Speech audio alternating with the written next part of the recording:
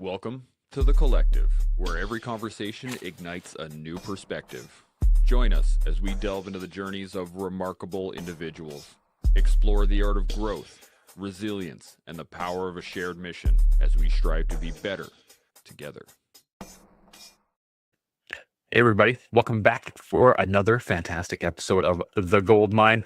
Today we're actually going to be talking about the gold mine, which is really awesome, and I am stoked to get it started. Now, while I am stoked, y'all should be too. Like the show, subscribe to the channel, hit the notification bell, do all the good stuff, get your emails when we go live, which is of course Wednesdays for the gold mine and Fridays for the collective. If you have any thoughts, questions, comments, or anything at all, put them up in the comment section. We can hit those throughout the show, which I do really appreciate. By all means, I want to hear your thoughts about the gold mine as well as the collective. And if you haven't yet, make sure you are signed up for the reinforcement loop. That is our weekly newsletter that goes out every Sunday, talks about what we've been talking about, but also get a little bit of Shaun's thoughts in there, melding everything together into one. It is awesome. So without further ado, Shaun, how's life out in the mountains?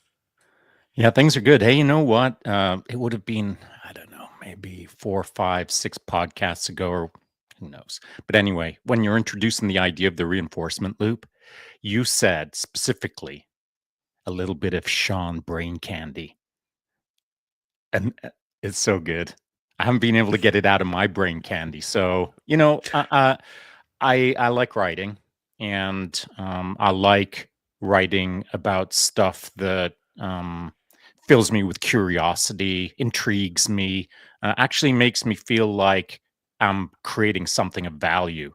So though the reinforcement loop newsletter was kind of your idea, mostly my idea, but just a tiny bit of your idea, it was a good idea because I've enjoyed it, and I'm learning a lot by trying to synthesize the newsletter. So I appreciate that I'm putting a little bit of brain candy out there, but it's actually working for my brain as well. It is. I really like the term brain candy. I think it works perfectly for exactly what it is, because the way your brain works, it is candy. It's just that little bit of sweetness of like, Yeah. oh, I put those two things together. Yeah, check, Roger. I'm good with that. It's fun. It is. Just a quick one here. Mike Dennis jumped in here. Good morning, gents. Good to see you. John Minari, also morning team. And on the Instagram side, we got David Stone by Stone. Howdy all. Good to see you. I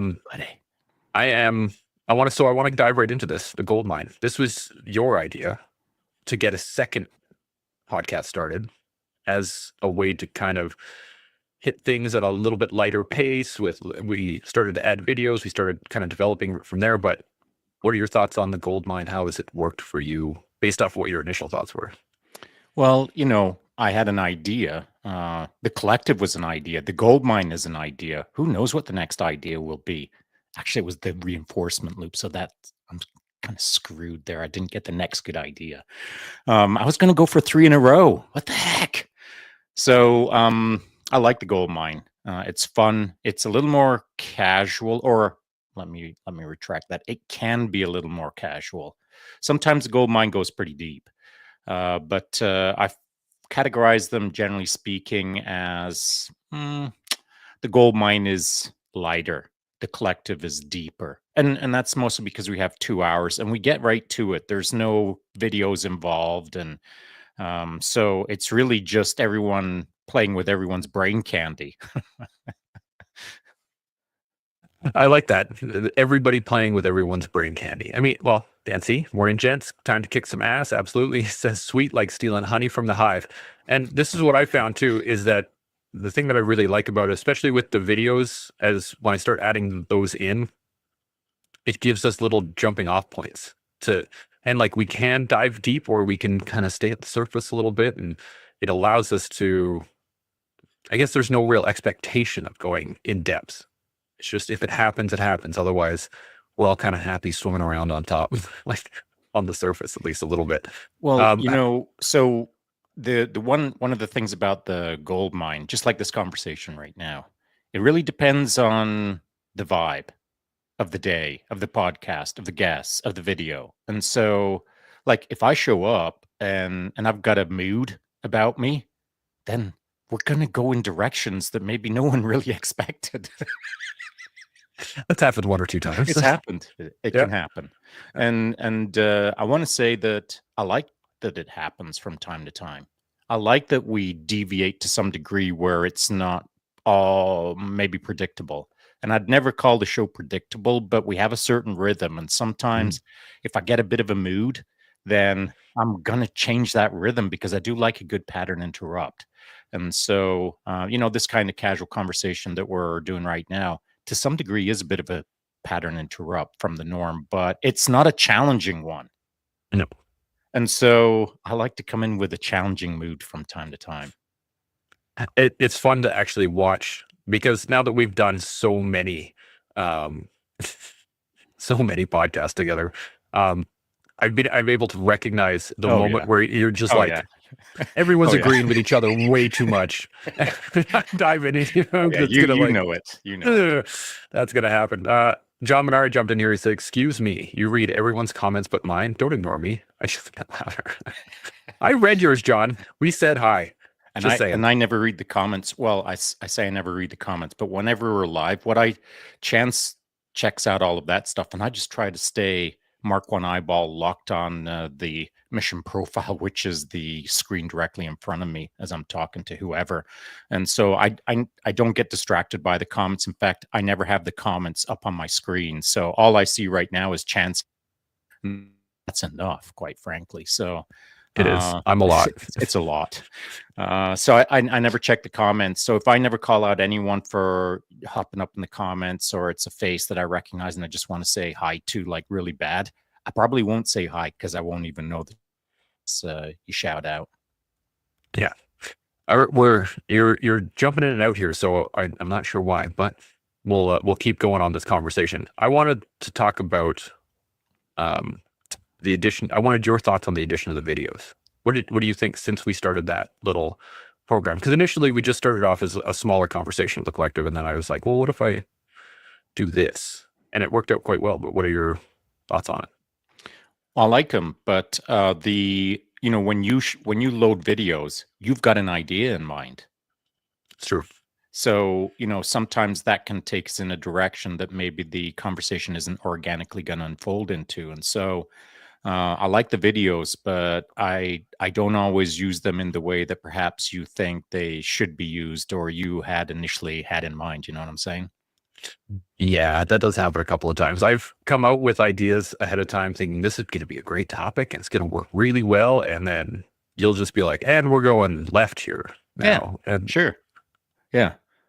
And it's do you find it challenging? Because you have your grand saga all set up, your operatic, your magnificent symphony that you had all planned out, and like within 30 seconds, it's all gone. Initially, it was challenging. Less so now. Yeah. I'm much more fluid in I have the ability to just swing with it and be like, whoa, that's a good angle to take it from, and off we go. But initially, yeah, it was pretty troublesome. There were a couple of times where I was like, I had this I'm going to sequence this too. I got this video, and then I know exactly where Sean's going to take it, and then there's this video, and then I got another one. Get to my 37th video. Oh man, there was that. We did one show. I think I had a bunch of videos. I had like 3 or 4 set up, and we did one. Oh yeah. And then we just talked about that video, the whole thing, and I was just like, but my other. The other ones are even better. There's a certain story I try to tell with the videos, right? Yes. Especially if it's around a particular topic. It's like certain saga. Yeah, absolutely. But that's part of my fun when I'm building them is that I get to be a little bit creative and a little bit more I don't know, coachy, I guess. I get like I can play that little bit of a Jedi mind trick. It's good. But so I love to let it unfold the way that you kind of crafted it. But every once in a while, like if the guest just says something that is really fascinating, got to scratch that itch. Interestingly, you say that the ability to just kind of float through life, or just kind of like, oh, that's interesting, and then kind of follow through on that. Just had an interesting happenstance yesterday. I ran into Ace from Delta 2 Alpha Design. Yeah, I meant to ask you about that before we went live. I wanted to ask you in the green room. So I just randomly walked past him at the pharmacy. I was coming out of the doc's office, and I was like, I know that guy. Hey, man, how's it going? Was he shadow boxing in front of it, or what was he doing? No, he was literally just getting a prescription. But right. we started chatting. He was like, hey, man, you want to go for lunch? I got nothing going on. I'm like, yeah, let's Oh, do it. that's So we, nice. bam, hit lunch. And then I was telling him about training. And I'm like, yeah, I got a class tomorrow morning. He's like, sweet, let's do it. And he showed up this morning. And Up to BJJ this morning? yeah. So Oh, we were rolling fantastic. together today. It was super fun. I didn't know he did BJJ, to be honest. Yeah. Well, Okay. he's a very generalist martial artist. He likes That to I do know. a Yeah. lot of things. Of So course I know. he's got some wrestling background. He's got some background across the board. Good Okay, role good. though. Does he have a belt in BJJ? Has he been on the mats He for is. years, or is He's he been on the new, mats for like 20 plus years, and Okay. he has technically a white belt. He doesn't Okay. do those things, but he's been on the mats for quite a long time. Oh, okay. And it showed like great technique, solid movement. He was playing Nice. he was showing me an outward fan wrist lock used as a scissor sweep. And I was like, Oh yeah. freaking cool. That's neat. I taught that's the very first wrist lock BJJ move that I taught to Evan, like when he was 12. Nice. And he was using it on grown-ass men, and it was like not pleasing those men at all. And I love wrist locks, man. I mean, I was studying wrist locks in 2 Commando. So like in 1985, I was wrist locking everyone that would let me. And so I love wrist locks. But they can be kind of dangerous on the mat. So I will say this, that as Chance and I are talking about anything related to martial arts or wrist locks or whatever, and you just hear something and you think, ooh, I'm going to start practicing wrist locks today. Freaking please, for the love of all things, namaste. Be very careful with certain things. Wrist locks are kind of, you got to ease your way into those things. Yeah. It requires a lot of, I can't say it requires a lot of control, but helpful to have a lot of control. Sensitivity. You have to have some nuance, some granularity. Yeah. It's one of the things Ace mentioned about the club, actually. He was chatting with me afterwards, and he was like, everyone here is really, everyone just wants to learn. No one's jerky. And when you put them in a bad position, they kind of like, let me think about this. And then they can work out of it. And the ability to not go full power all the time is rare in a lot of places. a lot of clubs where you have, it's true. So there's some meat grinders out there. So yes, absolutely, be careful, take your time, play with it. Hey, listen. Safely. So you're chirping away with him. Is he coming on the show, or what's the dealio? Yeah, we'll get him on very soon. Good, and I just haven't got he's been working out of town a lot, so he's been constantly back and forth and doing the whole jet setter thing. And but now he's in town for the next few weeks, actually. So good. We'll hit him up. He's going to come up for more roles as well, which I'm very excited about. Nice. But this is the beauty of the collective. Sometimes you just run into people and like, hey, coolio. I mean, you've had a couple run-ins of people from the show as well, and like, it's awesome. Do you know? So interestingly enough, when I was coming back from Operation Pegasus Jump, Evan and I stopped in a Soyuz, Keegan and I stopped in a Soyuz, and we're getting something out of a grocery store for the rest of the drive home.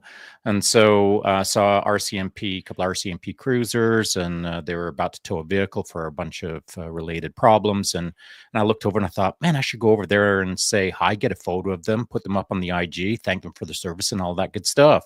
And I thought, they look a little busy. I'll catch them on the way out. And so when I came out with Keegan, walking back to the car, I looked over and I thought, man, now they're in a different phase of busy. I'm going to throw my groceries in, and if they're all squared away by the time I'm done, I'll slide over there and say hi, shake a hand, and get a photo, thank them for the service. But the dynamics changed, and it just didn't happen. So, I'm on the road heading back to Rossland. Not too long afterwards, I get a DM from an RCMP officer there who's been following me for some time. He works in that region, and I missed him last time. I was going through a Soyuz like by an inch. We missed each other, and we said, okay, next time it's going to happen. So this time he was actually in the grocery store eyeballing something when he saw Keegan and I in there. He said he wanted to come over and have that chatty McChat, but it just didn't line up. And so now we're 2-0. What the heck? So I do get to meet a lot of really cool people through my social media or through the collective or whatever rumors, but man, sometimes it just doesn't line up. But the anticipation is sometimes even better than the actual handshake itself. So it'll happen.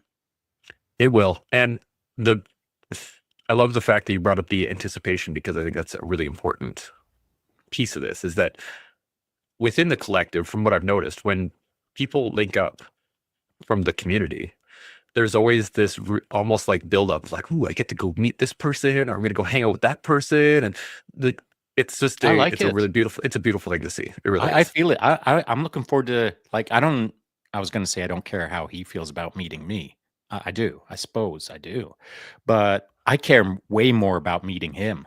Like, I'm more excited to meet him than he's probably excited to meet me. I think it's got to be a reciprocal thing, Yeah. like it should be a mutually excited sort of handshake moment.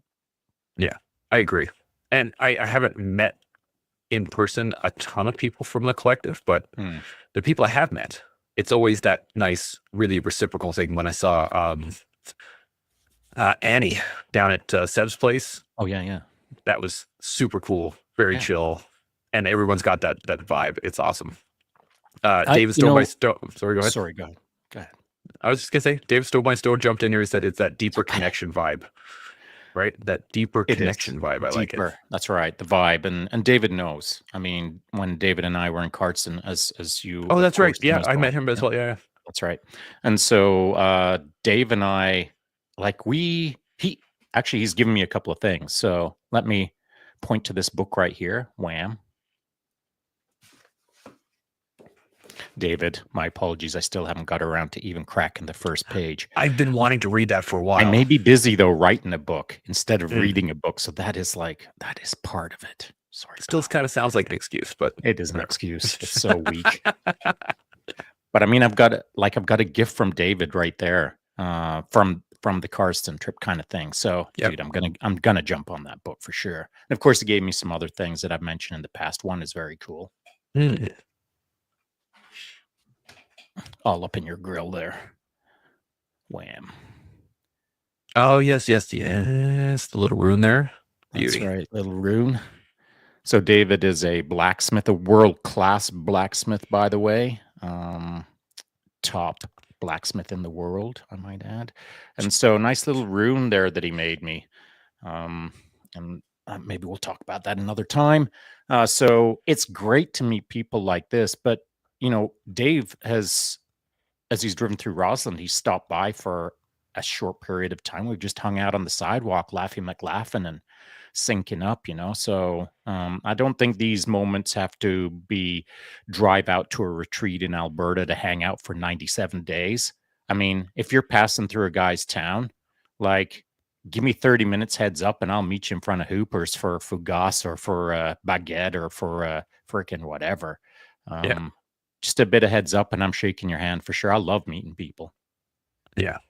And there has been a couple of people that have been, hey, I'm driving through town. You want to grab a beer or want to grab something, grab lunch or whatever. And those are great moments. And David, actually, I have some steel for you.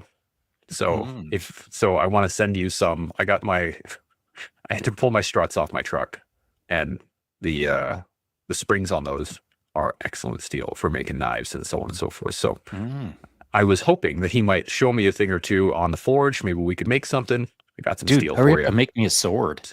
Right? Make a sword. Oh, I'm making a sword first, not you. Me first. Dude, you got to learn how to swing a sword before you get a sword. Come on. I've literally got my sword. I need a collection of swords behind me. I was going to say, you already have a sword. I think let me have the sword first, and then we can both have swords. We'll start you with a pocket knife first. And then we can sit in the garage and sword fight. While learning karate together. Yeah, exactly. David comments, he says, my experience has been absolutely amazing. Says Chance, it is the best on Viking history. Yeah, Ashen Elm. I have it on my Audible reading list, so it's coming up next. And I've been looking forward to it for quite a while. And he says, sweet, 100%, buddy. So yes, we're gonna go make a knife or a sword or something. I'm gonna get down there and do that. And then another comment, Dan C jumped in here a little bit earlier and he said, I used to love finger directional control and movement. Looks like nothing, but you can direct the movement of an angry logger. And yes, absolutely. Yeah. It's amazing what you can actually do to somebody. Yeah, for sure. they have not a lot to respond to, which is Hey, great. check it out. Speaking of that, coincidentally, so I got off the bag this morning, and you probably didn't see the video that I uploaded just before we hopped Stick into fighting, right? this. That was yesterday, so I did some more Yesterday. stick this morning. Did you see that at all? Doreen walked in unannounced see it. and interrupted my playtime. What the heck? It's the man cave at one point in the morning. Anyway, she sauntered in and like she doesn't see me do stick, you know, like I don't swing that thing around in front of a lot of people. So, and the internet is just starting to get to see it as well. So, as I was swinging the stick around this morning, I was thinking that it would have been on that stick fighting video from yesterday. What I was doing was this.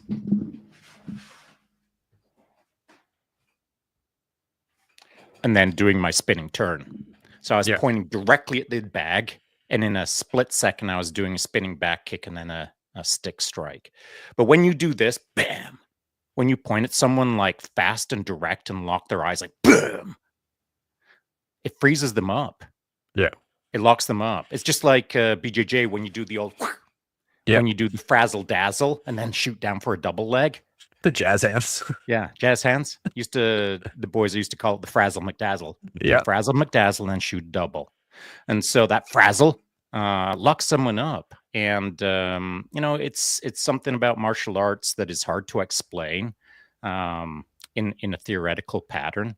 It can best be understood in practical experience. So standing in front of the person, you frazzle McDazzle them. It's like a distraction device going off in the room, a big flashbang. Yeah. I just think of it as flashbanging someone and then double legging them, or flashbang and kick him upside the neck, or flashbang and punch him in the solar plexus. Or it's always a flashbang, man. So that, that Bruce Lee lock their eyes, freeze them up like a little white rabbit, and then do your thing. It's legit. It 100% is. I actually used to tell one of my students, and ever since I did it was once, and now he tries it on me every single time. And he always goes for the same takedown, so it's kind of easy to know what's happening next. But it is it's fun. He just loved it. He was just like, I don't know I didn't even know what to do. I just tried to block your hands, and his hands come up, and you're like, oh yeah, now I'm going under. It's so easy. The interesting thing about this is that it's a startle reflex. Right? You're trying to engage the startle reflex so that someone has to reset and think, oh, now I'm in danger, and run the cycle in the process. And by that point in time, they're already 6-7 steps behind, which is very useful now. But so I've done the frazzle McDazzle so many times, I can't even count that high. And there's granularity to the frazzle. Mm-hmm. Like there's nuance to, I can mess with someone's mind in more than a dozen ways in a split second in that moment. And so sometimes I'll want them to half step back. Sometimes I'll want them to lock right up. Sometimes I'll want them to look somewhere else. Sometimes I'll want them to freeze and let all their breath out. Like there's, depending on what I want to happen, I'll set it up by doing something that puts them where I want them to do the thing that I want to. And so until you start looking at the nuance of these moments, it all just looks like one big moment. But it's so many slices of moments within the big moment that there's way to shape and form and manipulate and adjust that split second in someone's mind. I love it, man. And this is what I wanted to touch on, was the fact of how it can be utilized, not just in a martial arts sense. Because I mean, yes, you can flash somebody and get the startle reflex to happen, but you can do that with your words. You can do that with your actions. You can do that with people's feelings. Like I can't say it's an easy way, but it is an effective way to gain a little bit of control of the people around you if necessary. And a sharp bark, even when you start yelling really loud in a crowd, and you can startle people pretty easily as well. So there's lots of ways to play it. It doesn't always have to be physical. And it's just an interesting game to play with people. Well, it is. But you know what you're actually doing when you're playing a game with people? What are you doing? You're playing the game with yourself. Yeah. Because, like, for me to play the game with you, which is, by the way, something that I do 100% of the time. All the time. Yes, all the I know. time. I just can't help myself. I can't help myself with anyone, by the way. So my apologies to 100% of everyone, 100% of the time. And so, like, the more you do that, like, if let's pretend for a moment that all of a sudden Chance Burrows decides that from this point moving forward, you are going to 100% play the game with 100% of the world in front of you all the time. 100%. The moment that you do that, you're actually doing it with yourself. Like, for me to play with you right now, I've got to understand what I'm all about in this moment. I've got to, like, understand how I am moving, how I'm thinking, how I'm talking, how I'm feeling, how I'm sitting, how I'm the whole thing, all verbal and nonverbal. I've got to understand my next move. And to understand my next move, I've got to understand where I am right now in this moment to move into the next moment. And if I'm not grounded, centered, and all of that good stuff, I can't play the good game.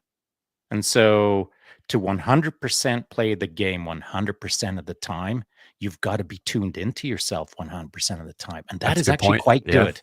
Yeah. It's quite good. It's quite therapeutic. It's quite effective to start leveling up pretty quickly. I had thought about it in terms of the fact that, yes, in order to play the game with the people around me, I need to be able to know and control what I'm doing in all regards. But I had not expanded it into 100% of the time. I was using it as a tool rather than as a way of life, which is an interesting angle to this one. And so I want to ask a question to the people watching, though, before we get too deep into this realm, because we'll go down a rabbit hole. I want to know. I want to know what you guys think of the gold mine versus the collective. What you guys have found works, what you guys have found doesn't. Hit us up in the comments, and we can engage those as we go. So by all means, let us know.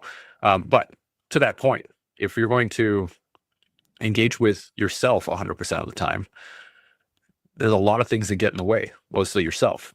So what steps would you recommend to those around us who don't know how to get into it with themselves, who don't know how to understand what they're doing in order to engage with the people around them? Well, it ain't easy, like any skill or like any approach or process in life. I mean, you start on day one and you know next to nothing, and it's freaking hard, man. And so, like, bit by bit, you get better and better at it until eventually you think, man, I'm pretty good at this. And then you realize later that you actually sucked at it. And that is life, man.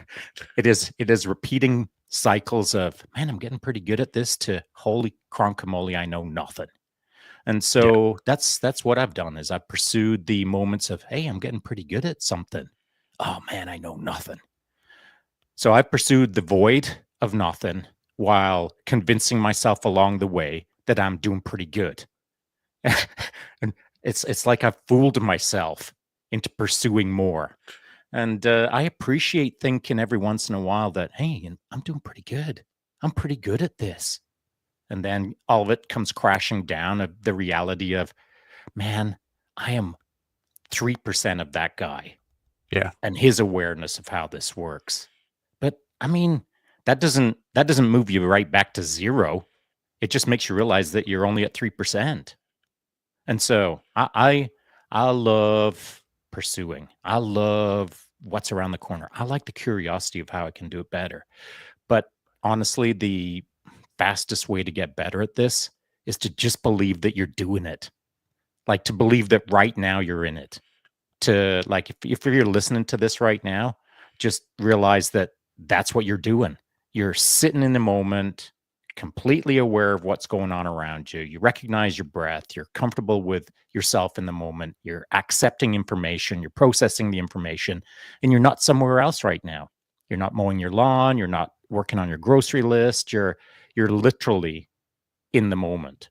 And if you can be in the moment sporadically throughout the day, start putting some of those together into 3, 4, 5 sections of you're in the moment. Well, now you're half a day in the moment, and that's how it works. Eventually, you're all day in the moment. And that's what you're supposed to pursue, is being in the moment constantly. Like, there's nowhere else. The past and the present, and the future. There's only one position that we exist in. And so the more time you can spend right here, hanging out in the present, yay, you're getting better at it. And the moment you realize you're getting better at it, well, you know that you can solve it. So I don't know. It's no easy road, and it takes time, but anyone can do it.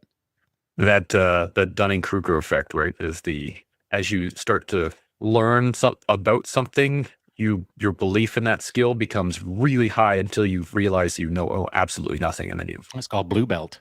Yeah, exactly.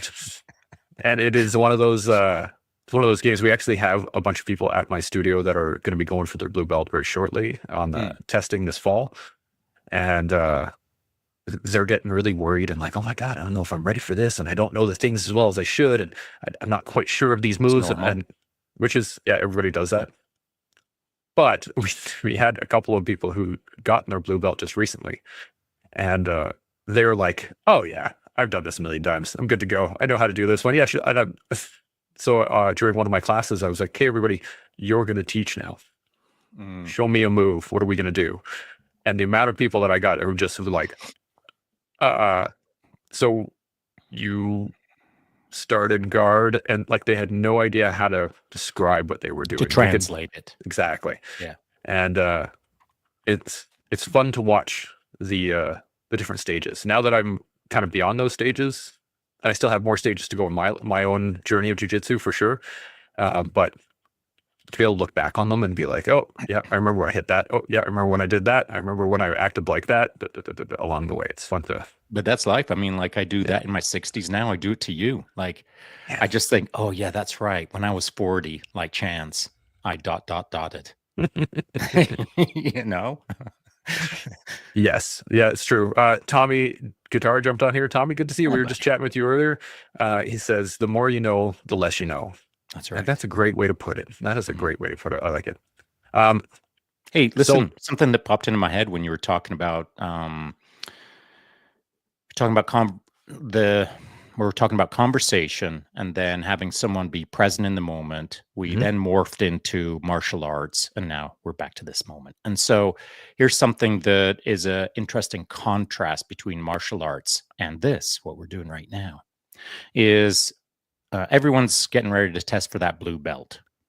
And they know all of the various moves that they've got to memorize. They know where they're going to stand and sit on a mat. They know who's going to be looking at them. They know on what day.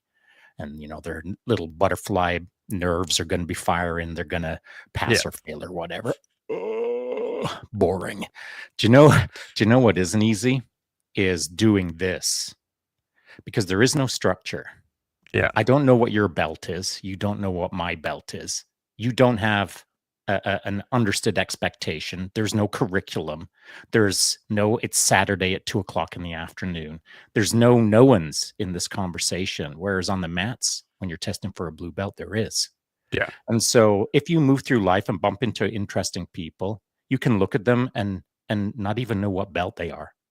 Like, is this person a white belt or a coral belt in the conversation that I'm just about to enter into? And you know what is fascinating about a coral belt is they've been playing the game so long that you don't even know they're playing a game with you. That's fun, right? It is fun. And it goes into kind of the separation between intentionality and expectation, right? If I have an expectation of what is coming, which the testing, everyone knows what the testing is. They've actually been through testing before. They have an expectation of what's going to happen. But you're right. The ability to just go into something with intention, whether it is martial arts, whether it is oration, whether it is parenting or anything, you go into it with an intention. I'm going to do this. And you just stay in that intention. This is what I'm doing. That's how you kind of grasp the moment, at least in my mind, because dividing those two things was very challenging a number of years ago, probably just before we started the collective. Now I find it a lot easier to just step into something intentionally rather than go into it thinking, oh, it's going to be like this, and this is how I thought it was going to look like, but then it didn't, and now I had to adjust and blah, blah, blah. Just walking into a conversation and saying, hey, what's up? And like being 100% there. We're actually going to do a show on oration. I have one planned. Oh, nice. So we're going to do a whole show on this particular topic. But I think it's something we don't do enough of. People used to speak to one another quite a lot more. And through my very, very surface level understanding of history and a little bit of time I put into studying it, it was such an important piece of the human idea that it became separated from the populace, if that makes sense. It became so, the skill level it took to get to as an orator slowly began to separate itself from the public, and it became only certain people could talk, and then only certain people could talk about certain things, and then it slowly slipped away from the average person being able to sit down and have a conversation. What do you think? I think that brought something to mind, and I haven't really thought about it until now in this way. I mean, I've thought about the moment a bunch of times because it was quite an important moment, I suppose. And so I'm referring to Operation Pegasus Jump this summer. That was my 4th year, as you know. But the first day that I showed up, and Keegan reminds me of this at least a couple of times a week, usually at the dinner table, on the first day and how long he had to wait on the drop zone until we could go back to the Airbnb. We hadn't even checked into our Airbnb yet. We showed up at the drop zone right off of the ferry, and I was there for 8 hours. And in those 8 hours, I moved about 50 feet. And that is because people would walk up, shake my hand, Shaun, blah, blah, blah. And nice to meet you, turn. And then the next person was there. Some guys, like in the first few, some were like, man, I flew across Canada to come and meet you. So, to your point, Chance, one thing about social media that I didn't expect this is, people are keen to meet us. And so, that's, if it's important to them, it's important to me. And so I spent those 8 hours moving 50 feet, talking to a bunch of people. And every single day was like that pretty much. That first day, as I walked onto the DZ and adopted the position that I was going to stand at, which was not of my own choosing. It was of someone's choosing as they walked towards me with their hand out. I thought of being like a member of the Senate in Rome. And so, like, I didn't have the white robes, of course, and I certainly don't have the sophisticated or the cool charisma, as it were. But, I felt like a senator from like 300 or something like that. And so as I stood there, it was like, I kind of felt a certain responsibility, like where I had to purport or I had to hold myself in a certain way, not fake, like authentically be who I am, but with maybe just a bit more distinguished feel rather than my usual clowning around like I'm still 16. Yeah. And so, I've got my way, but for people who don't know my way deeply, then if they've flown across to come and meet me for the first time, I felt like I had to be somewhat of a more distinguished senator. Does that make sense? Yeah, I feel the same way. I really do. I feel the same way. It makes it, there is almost an obligation to pote wisdom, right? Like it almost feels like you're almost expected to be the sage almost. And because I remember even on the first year when we both were there, people were coming to you specifically for advice. Like they would come up and be like, hey man, I'm going through these things like that. The conversation would turn into those. And so I think there's this, I don't know, a little bit of a nod to your age, perhaps, and wisdom. Well, yeah. I mean, like, honestly, I'm old, man. I'm a freaking 60s. I'm an old dog. And so, there's people that will be listening to this live right now who were at that drop zone. And the drag is that I wanted to spend an entire day with each one of them. Like if my job, if I was paid professional money, which I'm not, to like not orate, but just to hang out with people and listen to them and figure things out with them, not for them, but with them. If I got paid big money to do that, let's go, baby. Like, fire up the private jet. Let's go. I'm But pretty sure that's called a therapist, but I mean, I think it's called Anthony Robbins, isn't it? there you go. Yeah, There it is. But he does that. I love talking with people, man. And like as my son says at the dinner table, if I get going, like things just kind of disappear. Like I lock in on the person and I'm just trying to give them everything that I've got in that moment. And that doesn't mean that I'm trying to pull everything out of them. I'm trying to like be in the moment with them so much that time kind of disappears. And I'm bad for it, man. Like if I feel like we're doing good in that moment as a person to person or as a small team, like if we're all like super engaged and kicking that ass in that moment, I'll be there until 4 days later, not eating and not drinking unless someone's looking after me. And that actually did happen on the first day, like because my wife wasn't there and no one had like kind of created the support system around me on day one. Like I barely drank, I didn't eat. I mean, it was ridiculous. I found the same thing in Cardston when we were all down there, and I watched you like target lock onto Ash, and then like, and it was interesting because every new person that came in, I mean, when Nick came by or as people showed up, you would just absolutely target lock into them and be like, okay, and you'd have direct, meaningful conversations with everybody that showed up. And it was such a great time. And I love it as well. That's the nice part. One of the reasons why I like the podcasting in general is we get to speak to people. It's not just, and it's not just an interview. It's not like, I'm not trying to glean information, not trying to drag information out of you. We're just there to have I like to conversation. be deeply in it. I don't even know what's going to happen next. I don't care. I don't care. But I know like if I deeply engage in the moment, like give it my all this second, I'm not wasting my time. I've wasted so much time of my life, I mean, we all have. But nowadays I like if I give this moment my all and then an hour from now, whatever I'm doing, I give that my all. Like I feel fulfilled in my day, even if it doesn't appear outwardly that I'm creating much or I'm producing outcomes or I don't have 47 books written by the end of the day. I haven't built the second Eiffel Tower, whatever.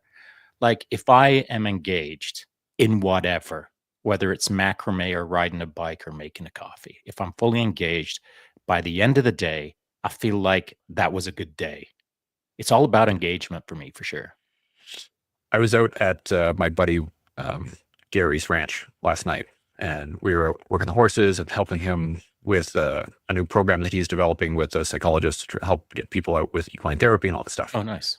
But just stepping into the barn, for me, this is one of the things that the smell, the moisture, the taste in the air, the dust, the horses, the noises, all the things. And we did this really cool session, walked the horses for a little bit, and I got to watch some people develop in the moment, which horses will make you do. And then at the end of it, we all sat around, and as the sun set, it was just absolutely gorgeous sunset through the evening, and we were all talking about our feelings. It was one of those moments, but I would not have been able to do that 5 years ago. I would not have been able to sit in a circle with people and listen to them speak about their lives, about their feelings, without having to interject, without having to be like, I know. Oh yeah, I know the thing with the stuff. Because as you were talking, all I was thinking is Chance was just waiting for an opportunity to debrief everyone. Exactly. Yeah. Hey? Whereas now, I was able to just sit there and watch and listen. And they actually had to turn to me and be like, do you want to say anything? And then I'd be like, oh yeah, I have a couple notes. I could engage in the moment. Right. But that is such a learned skill. It takes time. It is something that I think we don't perhaps give ourselves enough credit for, because think about a sec. It takes more than time, because if all it took was time, you'd be a good orator. For sure. It takes a lot of work. It takes a lot of work. Yeah. And reps. Focused work. Intentional work. Yeah. Reps for sure. And intentional reps, I should say. Dan C jumped in here. He said, I told you, you two are rock stars to real people. Does that make us unreal people? Or I'm not sure how that.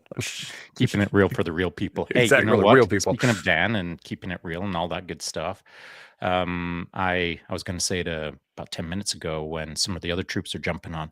some of the boys were chirping about how good you're doing on the potty. And some people like you wouldn't think are tracking the podcast. Or wouldn't think that are tracking us. I saw them out on the drop zone. I'm talking like I heard from a couple of hundred people about the podcast for sure. Mm. But one thing that I did hear from a number of people is how far you've come. Like from the start of the show till now, how much you've changed, how much you've grown, matured. You're better at this job, of course, but just so much better. And as I described it, I was like, on year one, Chance Burrows was most improved candidate. On year two, Chance Burrows was most improved candidate. On year Yay. three, Chance Burrows is top candidate. And Yes. so that's how I feel. It's taken a couple of years, but here you are and you're freaking crushing it. And so that's what I was telling the troops out there. You know, it started off kind of weak, but we're finishing off strong. That's it, man. And we're not finished either. And I That's want right. to say thank you. And thanks to all the troops, all the people out there. I really appreciate it. This has been a very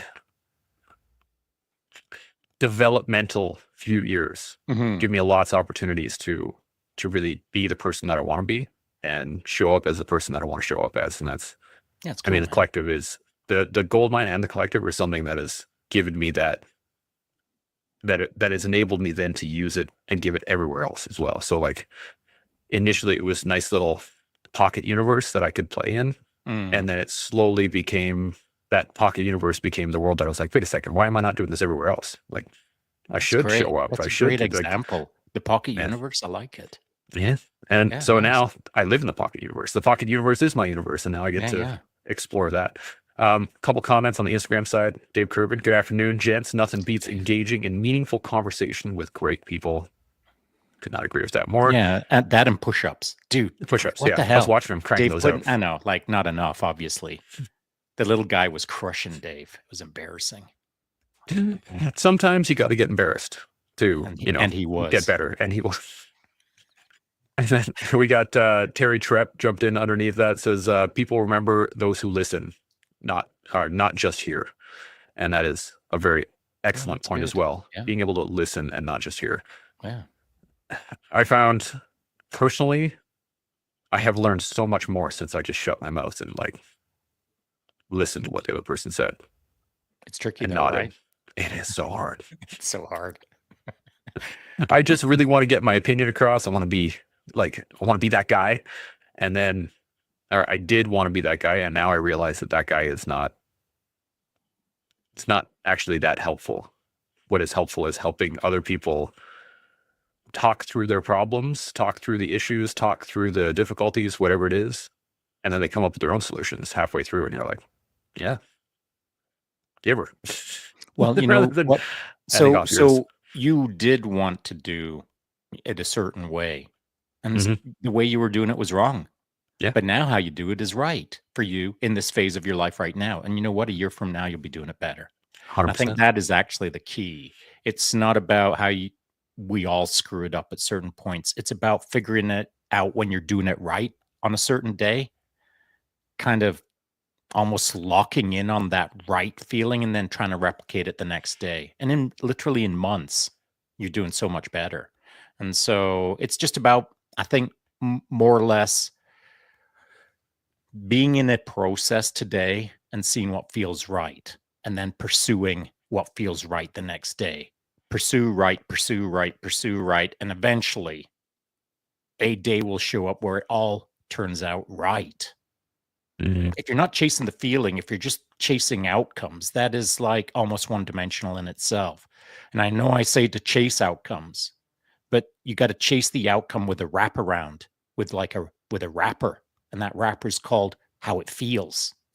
And so pursuing something is good, creating outcomes is good, but if you're just doing it as data points without like a connection to a feeling, and I'm not talking emotions, I'm talking about a vibe and energy, a frequency. If you ain't pursuing the frequency, then you're just producing data. You know what I'm saying? I do. And it actually makes me think, while you were talking, I had this thought on what makes what makes the grind worth it? What makes the difficulty? Because it's hard to change a habit. It's hard to step out of a thought process or a lifestyle that you've been living for a while. It's difficult to change. But what actually makes it easier to change? What makes it easier to engage in that process? And for me, it was the worth factor. Was that feeling of it feeling right is worth engaging in, and that I had worth engaging in it being right, if that makes sense. Yeah. So, self-worth, as Yeah. we've talked about not too long ago, and how that negatively impacts particularly veterans, first responders, and Leo. Without that sense of self-worth, man, Yeah, things get kind of difficult. it's dicey. It really does. And having been on both sides of that, of like not feeling like I had a lot of worth when I was in, and then not feeling like I had any once I got out, and I was injured and I couldn't really do all the things that I used to do, and then getting back to a point of like having worth in myself, and then having worth in what I was doing, and then having worth in the difficulty that it took to get to where I wanted to go, started to feed back into itself. And it's one of those lessons that I think you have to learn the hard way, Oh yeah. at least a little bit. Oh yeah. It doesn't Dude. matter how many times we talk Oh about it. no. Everybody's got to go through that cycle, Yeah. and then you get, That's right. so it's get through it as quickly as you can. Well, I That's it, mean, really. it'll go as fast as the work that you put into it. But Yeah. so here's we're talking about creating self-worth, but there isn't there is a logical chain follow-on to that, and it is, create self-worth for yourself, and then start focusing on creating self-worth within others. And Yes. so, like, the moment that you start doing that, you Yeah. freaking Jedi mind trick yourself. Like, you screw yourself over. You know what I'm saying? I do. Yeah. I do. It is one of those things where every time you get a little bit of movement from some of the other people around you, and they start to like develop, and you're like, oh, that worked. Oh, that means I got so much more That's to do. right. I got so much more to do. I got to come at a different angle. I got to create the Yep. velocity change. I mean, it's just the ongoing game, but it's a fun game, man. It is. If you can get in the game of not your own game, but the game of other people, it's such a good game. Yeah. And when you get to see people really rise up into the people that they want to be, that is a beautiful thing. It really is. It is an amazing experience to watch somebody develop into the person that they seek to be. That's just, hang on a sec. I'd go so far as it's wonderful to see someone develop into the person that they didn't even know they were. Ooh, that's a good one. Yeah. I love that. I like that a lot. Couple more comments here, and then I think we could probably wrap it up. Dave Curvin jumped in here a little bit earlier, and he said, in all seriousness, when I need a pick-me-up or a self-induced kick in the ass, I'll throw on a collective podcast, and it does the trick every time. So thanks, guys. There you go. We're kick in the ass in a bottle. There you go. That's whatever you need. And then Tommy Guitar jumped in here. He said 2 ears, 1 mouth, which is absolutely super important.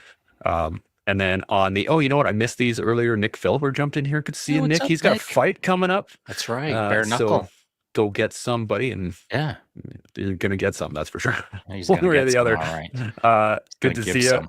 All right. And then Brendan jumped in here. Nick Philber, Tim T is the best. Tim Turner is awesome. Turnage. And then what else do I got here? That's about it. I got this one. Dan C was laughing. Give us a little shocker. Chance, you're I always love it. happy when you're out there farming those comments. I hey? am. I'm farming them. I'm like, ooh, where's this one and that one? And it's a fun Yeah. game I got to play.